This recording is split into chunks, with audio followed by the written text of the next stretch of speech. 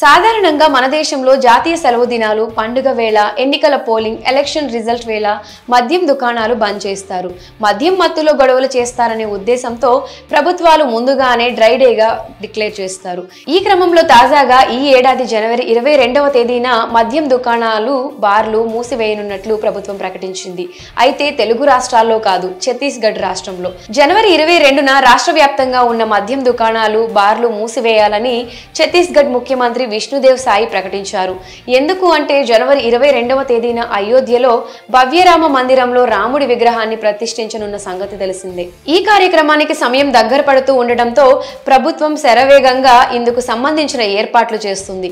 ఈ క్రమంలోనే జనవరి 22వ తేదీన ఛత్తీస్గఢ్ లో డ్రై డేగా అమలవుతుందని ఆ రాష్ట్ర ముఖ్యమంత్రి విష్ణుదేవ్ సాయి ప్రకటించారు. అంటే ఆ రోజు రాష్ట్ర వ్యాప్తంగా ఎక్కడా మద్యం విక్రయాలు జరగకూడదని ఆదేశాలు జారీ చేశారు. తాజాగా రాష్ట్రంలో డిసెంబర్ 25వ తేదీ నుంచి జనవరి 2వ తేదీ వరకు నిర్వహించిన గుడ్ గవర్నెన్స్ వీక్ చివరి రోజున సీఎం విష్ణుదేవ్ సాయి ప్రకటించారు. ఛత్తీస్గఢ్ లో సుపరిపాలన వారోత్సవాలు జరుపుకుంటున్నామని సీఎం తెలిపారు. సుపరిపాలనే తమ సంకల్పమని, రామరాజ్య స్థాపనే తమ లక్ష్యమని ఈ సందర్భంగా చెప్పుకొచ్చారు. అయోధ్యలో జరగబోయే శ్రీరాముని విగ్రహ ప్రాణ ప్రతిష్ఠ కార్యక్రమానికి రాష్ట్రంలోని వరి ఉత్పత్తి సంస్థల ద్వారా సుమారు 3000 టన్నుల బియ్యాన్ని పంపించినట్లు ప్రకటించారు. అంతేకాక రాష్ట్రంలో పండిన కూరగాయలను కూడా అయోధ్యకు తరలిస్తున్నట్లు చెప్పుకొచ్చారు. అయోధ్యలో దివ్యమైన రామ మందిరంలో జనవరి 22వ తేదీన శ్రీరాముని విగ్రహ ప్రాణ ప్రతిష్ఠ కార్యక్రమం జరగనుంది. దీనికోసం ఇప్పటికే గర్భగుడిలో ప్రతిష్టాపన చేయనున్న శ్రీరాముడి విగ్రహాన్ని ఎంపిక చేసినట్లు తెలుస్తోంది. ఇక అయోధ్యలో రామ మందిర ప్రారంభోత్సవం సందర్భంగా ఛత్తీస్గఢ్ రాష్ట్ర ప్రభుత్వం కీలక నిర్ణయం తీసుకుంది.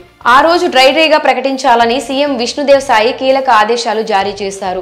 అయోధ్యలో రామాలయం ప్రారంభోత్సవానికి ముస్తాబవుతున్న నేపథ్యంలో దేశంలోని ప్రజలు భవ్యరామ మందిర నిర్మాణానికి తమ వంతు సహాయాన్ని అందజేస్తున్నారు.